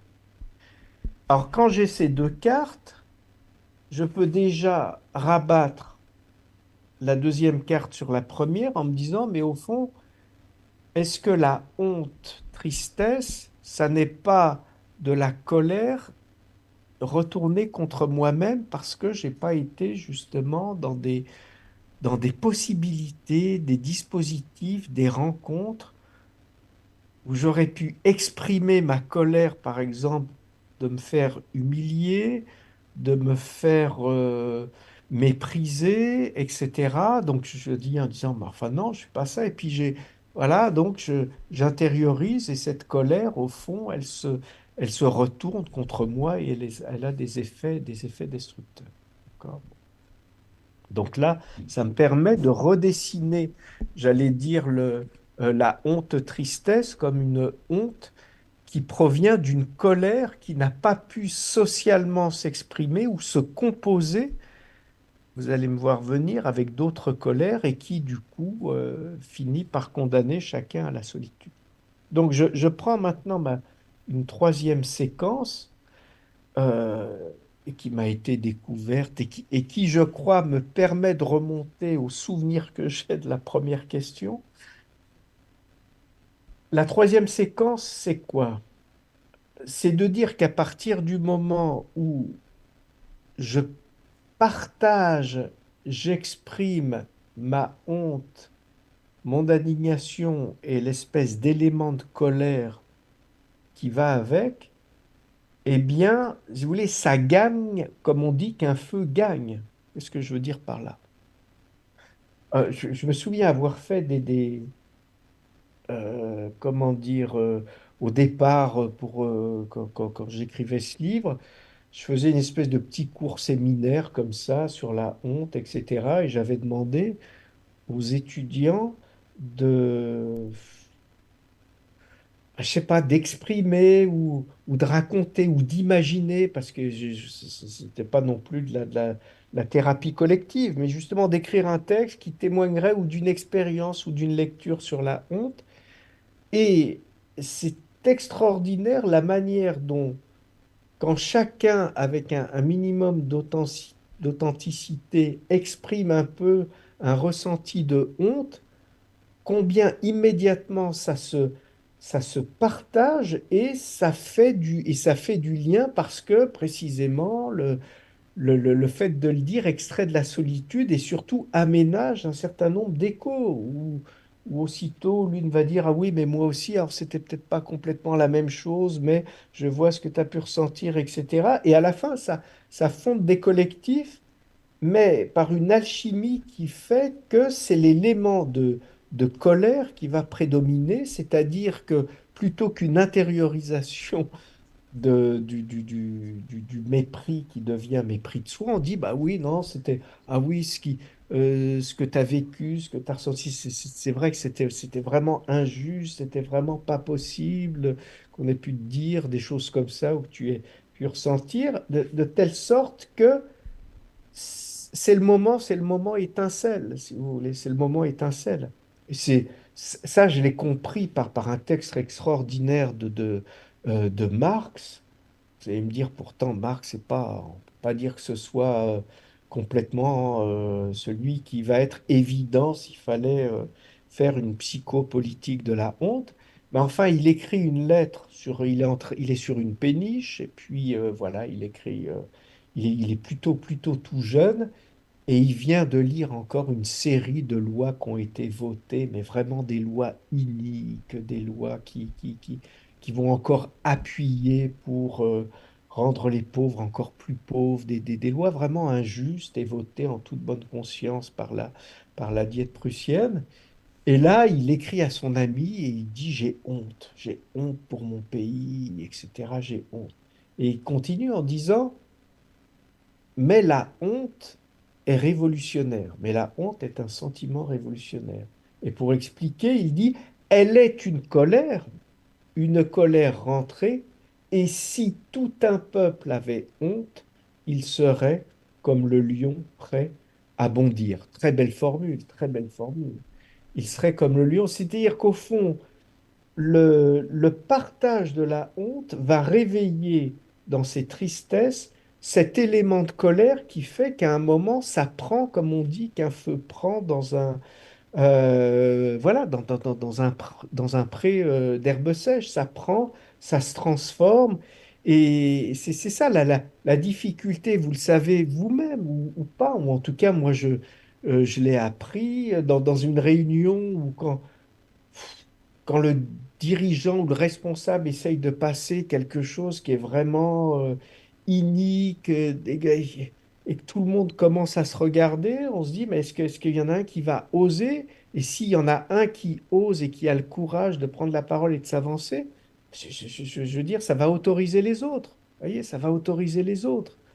Mais, et ça, c'est des moments qui sont imprévisibles, qui sont, voilà, c'est pas, on peut pas savoir, quoi, on peut pas savoir, ou alors chacun ouais, je sais pas, je peux poursuivre s'il n'y a pas d'autres Non, mais questions, juste alors, par un...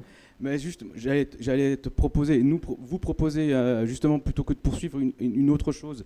C'est-à-dire que vous voyez la pression que vous avez quand vous posez une question, parce qu'elle a intérêt à être bonne, puisque vu le soin qu'apporte Frédéric à apporter une réponse complète, donc ça met pas mal de pression à la personne qui pose la réponse. Donc moi, ce que je propose, pour baisser le niveau de pression et en même temps pouvoir profiter du fait qu'on est ensemble, même si toi tu as distance, Frédéric, ça serait de se prendre juste là, avant de passer un moment convivial, de se prendre 5-7 minutes, en profitant justement d'être ensemble, de se mettre par petites grappes de 5-6 personnes, les gens qui sont autour là, qui ne se connaissent pas forcément, de se mettre par groupe de 5-6, et puis juste d'échanger un petit peu sur ce que ça vous a évoqué, ces propos de Frédéric, et puis surtout de faire émerger, si vous en avez envie, une question ou une réaction, un truc qui vous a particulièrement inspiré, un feedback, quoi.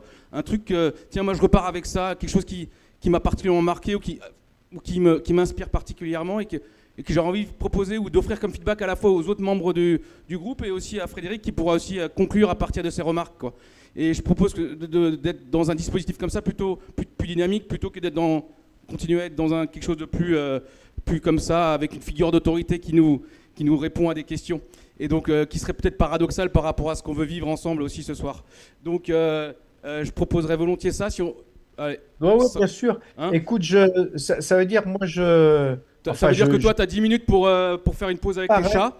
Et puis, je et dans 10 disparais minutes, 10 on se fait un petit minutes. temps conclusif avec un temps conclusif Ok, ouais. pendant le quart d'heure qui suit pour échanger à partir des feedbacks que vous aurez envie de me proposer et d'offrir.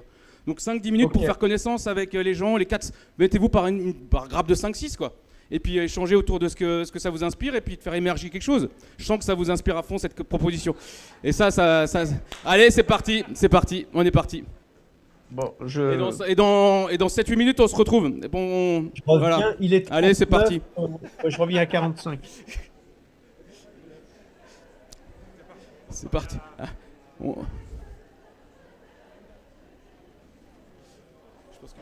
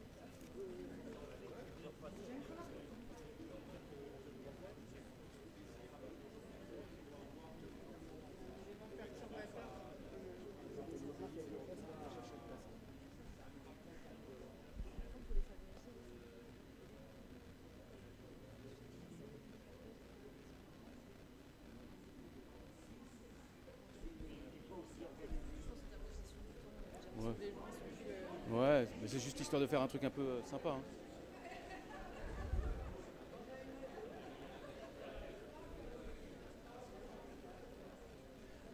C'est bon? Vous avez votre question, votre réaction? Bon, Camille, c'est bien, on va te passer la parole. Bon, il vous reste 2 minutes.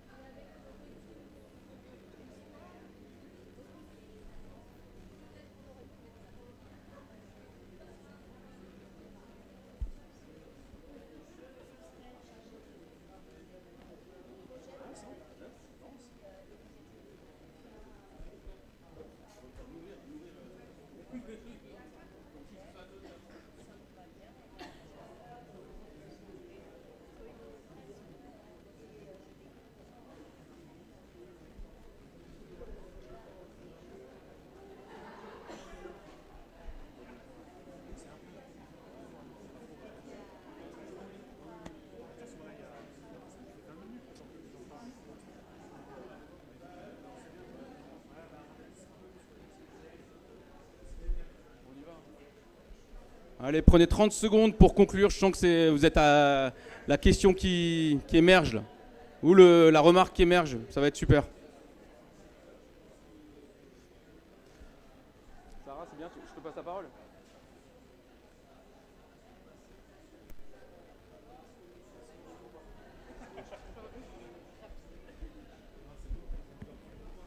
Tu leur as donné le pouvoir, Seb, t'as fait comme Macron. Vous savez quoi, je vous donne les clés. Débrouillez-vous.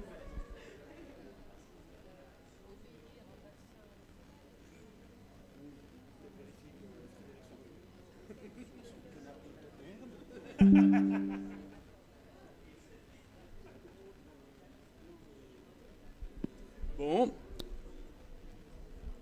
C'est bon? On se remet tous ensemble? Allez, c'est une bonne chose.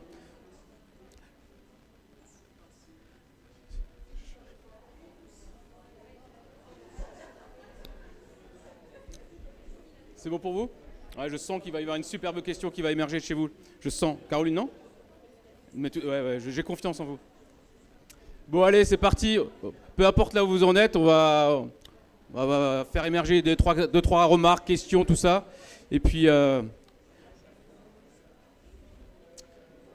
qui c'est qui aurait envie de... quel groupe va s'autoriser? Est-ce qu'il est de retour, Frédéric? Je ne sais pas s'il est de retour, mais en tout cas, nous, on va s'autoriser. Ouais, Frédéric. Mais voilà, Ah ouais, qui c'est qui aurait envie de... Quel groupe aurait envie de partager une réflexion en lien avec les échanges?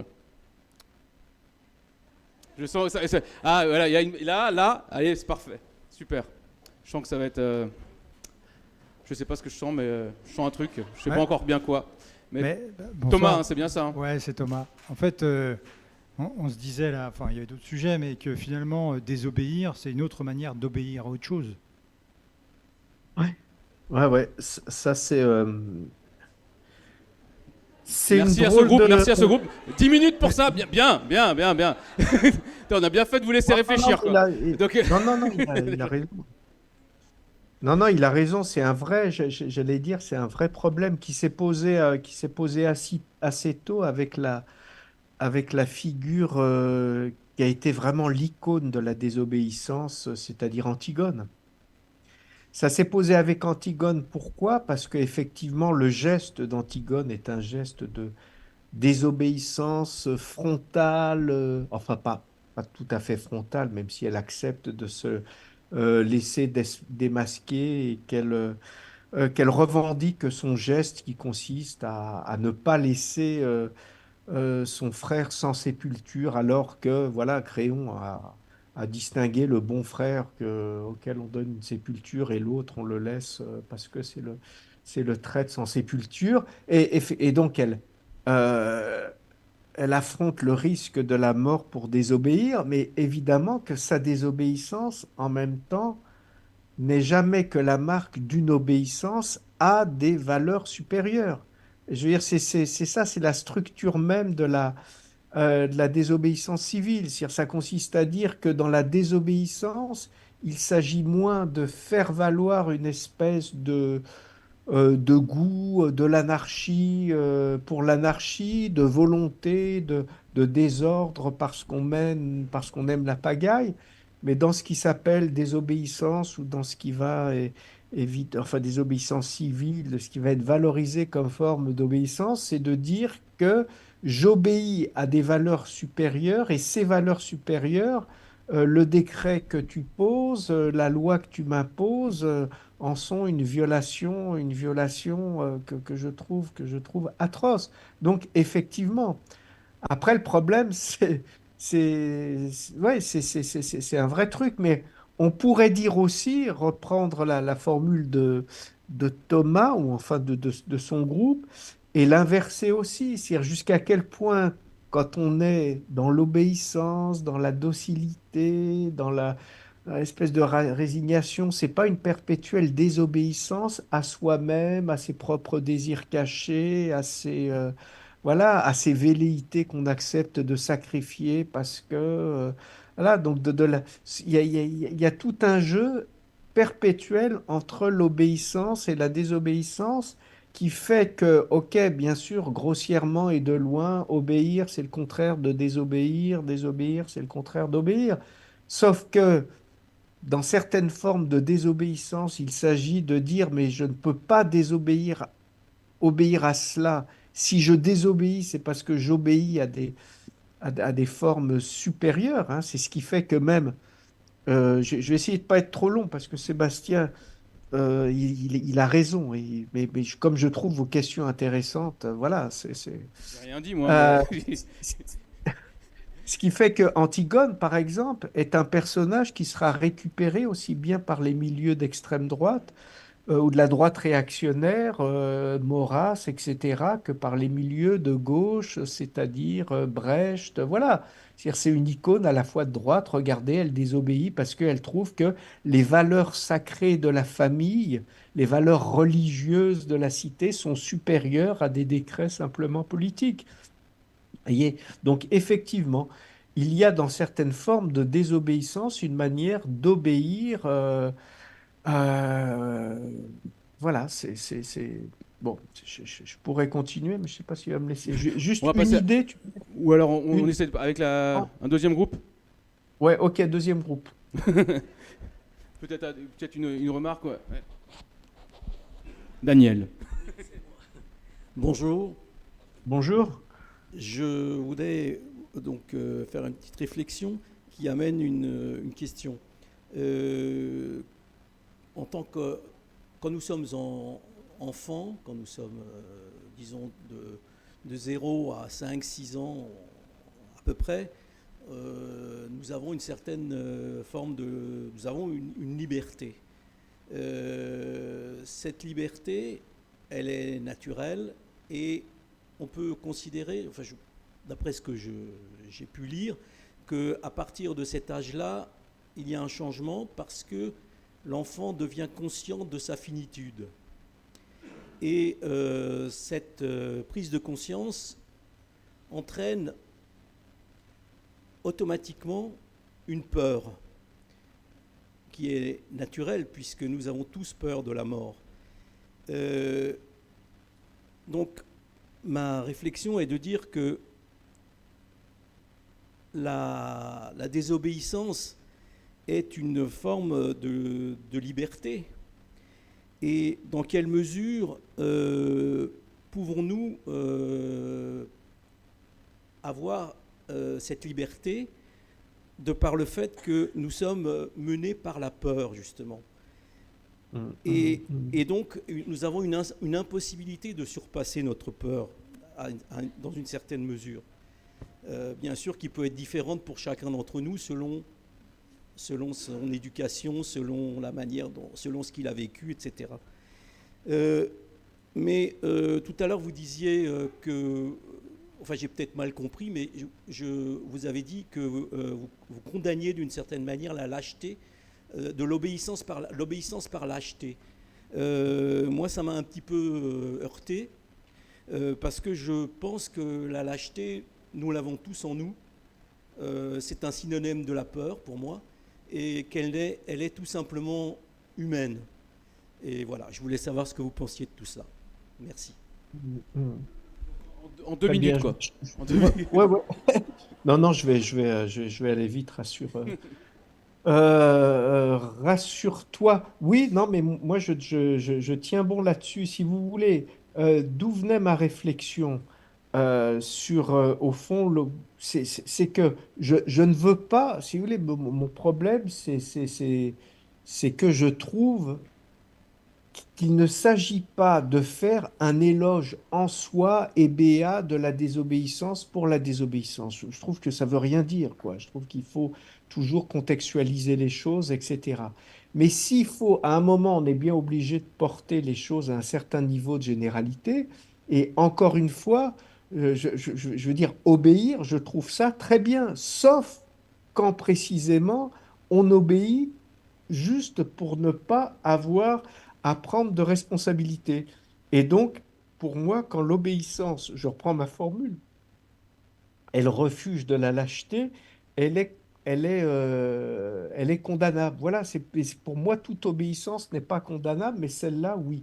Alors après, vous me dites, oui, mais la lâcheté fait partie de la nature humaine, et à partir de là, qu'est-ce que vous voulez?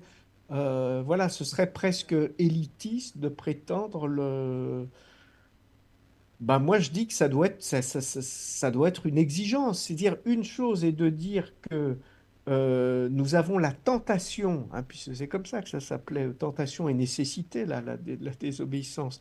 Ce n'est pas parce que la lâcheté est une tentation nécessaire et relative à notre condition qu'il est absolument nécessaire que nous y succombions. Voilà, ce serait ma réponse. C'est-à-dire de reconnaître avec vous qu'effectivement, il y a de la lâcheté, mais ce qui est inhérent à la condition humaine, c'est la tentation de la lâcheté. Après, d'y succomber ou pas, bah oui, c'est encore autre chose. Et pour le premier pan de votre question, c'est vrai qu'il y a toute une dimension que j'ai pas parce que voilà que Camus explore pas mal d'ailleurs dans L'homme révolté et qui a trait à ce qu'on appelle la désobéissance ou la révolte métaphysique, c'est-à-dire ce rapport qu'on peut avoir de transgression par rapport à notre condition de finitude. Voilà. Et vous dites, mais au fond, alors, ça communique secrètement avec la fin de votre question. Au fond, on peut pas dépasser la peur. Bah là, j'aurais envie d'être, voilà, de faire apparaître de mon chapeau de philosophe, qui n'est pas un chapeau de magicien, un autre auteur dont j'ai pas parlé, qui est pas Kant et qui serait Spinoza, et de dire non, il y a quand même une force d'affirmation qui est la joie et la peur, on ne l'entretient que par des mauvaises imaginations. Donc voilà, il faut tenter de déjouer ces mauvaises imaginations et de composer avec les autres des rapports de confiance qui finiront par dissoudre, qui finiront par dissoudre la peur. Qu'est-ce qui fait que, par exemple, dans un collectif, dans une institution où on travaille, dans un groupe, on arrive à dissoudre ce qu'on appelle les premiers rapports de méfiance, qu'est-ce qu'il veut, est-ce que voilà, et à instaurer une pleine confiance.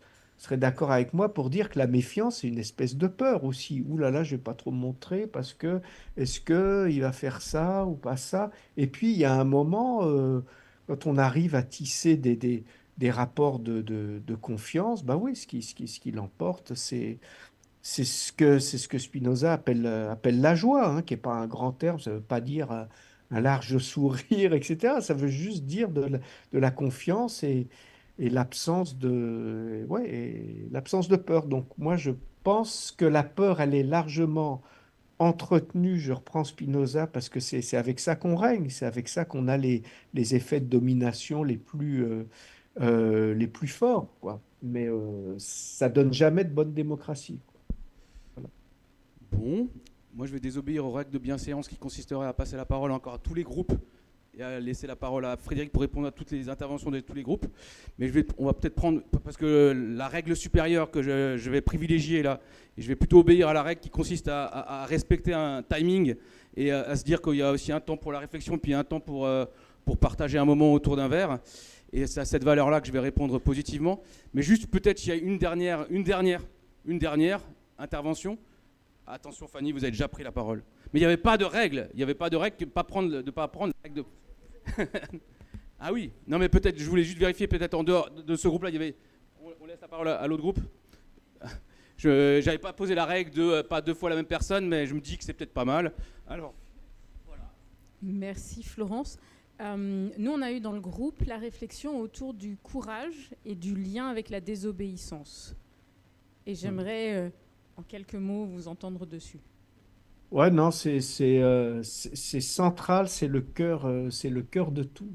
Et vous entendez même que dans le terme de courage, étymologiquement, c'est le cœur, hein. C'est le cœur comme capacité d'énergie. Désobéir demande évidemment du courage. Mais ce courage, comment dire, la seule manière de l'animer, c'est de le partager. C'est-à-dire, il ne faut pas que ce soit un courage personnel.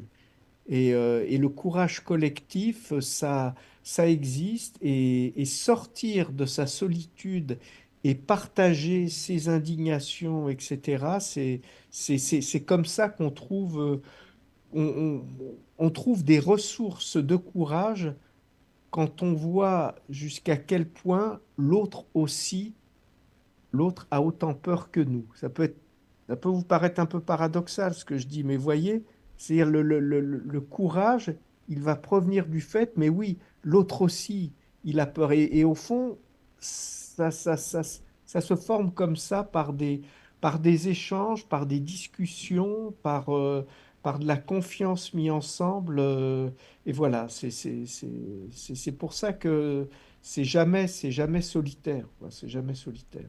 Bon, parce que tu as répondu de manière très rapide et synthétique et que j'ai décidé d'être sympa, je vais laisser vraiment la parole à ce groupe. C'est vous qui portez la question du groupe. Et puis après, vraiment, on s'arrête et on passe au pot. Qui c'est qui pose la question d'ailleurs? Ah, vous n'êtes pas mis d'accord en plus. Ah oui. Non, mais...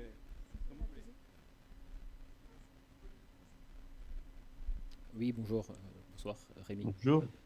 Donc la question était de savoir si un vote extrême était plutôt une preuve d'obéissance ou de désobéissance. Ah ouais, le problème de l'extrémisme, ouais. Il faudrait distinguer l'extrémisme et la radicalité. Et on a dit beaucoup des votes extrêmes qu'ils étaient des votes de colère, d'accord? Mais il existe des colères sur fond de peur et des colères sur fond d'indignation, voyez? C'est-à-dire que quand les colères se nourrissent de peur, eh bien, elles vont prendre ces colères une tonalité de tristesse, d'amertume, de ressentiment, qui risque d'altérer ce qu'il peut y avoir, si vous voulez, de très positif dans les colères, parce que à partir du moment où il y a de la peur, il va y avoir la désignation de responsable, quoi, de responsable. Donc c'est comme ça, c'est comme ça que je répondrai, oui. Ok. Bon, là, j'ai eu l'occasion de désobéir de manière assez magnifique parce qu'il y a mon père qui demandait la parole. Et je me suis dit, non, c'est pas le moment de dire oui. Donc s'il m'a donné l'occasion de désobéir, c'est magnifique. Je sais pas si c'était fait exprès, mais merci. Donc, non, parce que là, sinon, je ne maîtrise plus rien après. Donc, c'est l'occasion de vous proposer, de donner la parole à Déborah. Et pour conclure un peu ce moment. Bon, en même temps, j'ai un peu l'impression de m'être fait avoir quand Sébastien m'a dit oui, moi je fais l'intro, tu fais la conclusion. Franchement, ça c'est pas vrai, Déborah. Je suis totalement incapable de conclure, en tout cas. Mais je vous dis juste, ça s'est pas passé comme ça. Hein. Je lui ai demandé ce qu'elle préférait faire, elle m'a dit la conclusion. Oh, la conclusion. J'ai réfléchi après coup et je me suis dit que c'était pas possible de conclure après une intervention de Frédéric Gros, que je ne vois plus. Donc, pour conclure, moi je tiens à dire merci à tout le monde, à toutes les personnes qui ont participé à l'organisation de cette soirée. Déjà à Frédéric, merci pour l'exercice de style par visio. Je regarde l'écran, mais il n'est plus là. De rien, ouais, moi je... Voilà, merci beaucoup pour cet exercice. Sébastien l'a déjà cité, mais je tiens à remercier vraiment chaleureusement les Sheds pour l'accueil all inclusive. Franchement, on a eu tout. Ils ont tout fait. Ils ont préparé la logistique, la visio, le super bon repas qui vous attend à la fin avec des boissons. Le paradis. Donc merci beaucoup. Merci aux Sheds.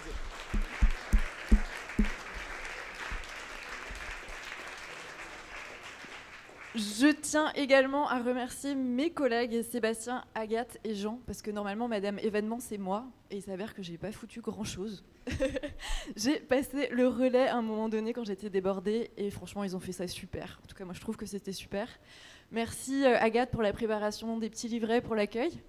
Merci Sébastien pour les textes, l'animation, et merci Jean d'avoir facilité tout ça aussi. Merci beaucoup.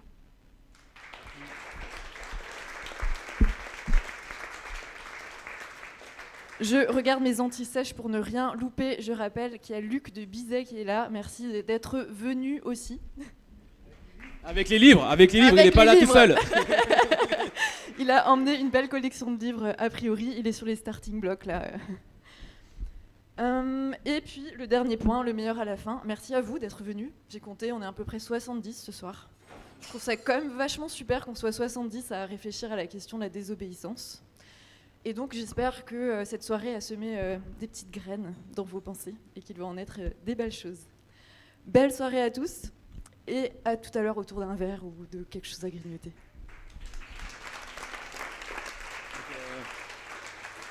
Merci Frédéric. Encore merci. Merci à vous. Merci, bonne soirée avec tout ce qui vous entoure. Ok, à bientôt. À bientôt, hein. Merci beaucoup. À demain plutôt, à demain. À demain, Oui, ouais, demain, bonne 9h. soirée. Au revoir.